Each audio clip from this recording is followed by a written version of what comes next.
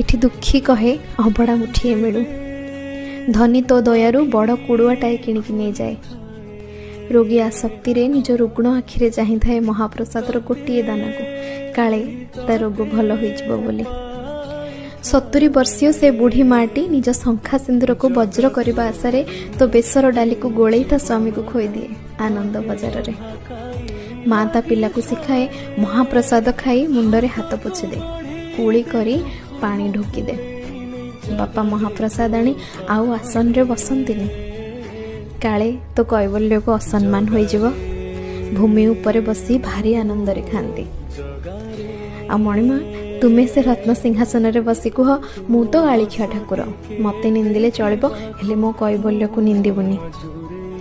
अच्छा एते कथा नहीं, तुम आनंद बजार रे एते आत्मतृप्ति कहीं थाए? तुमर से मुठिए अबड़ा को एते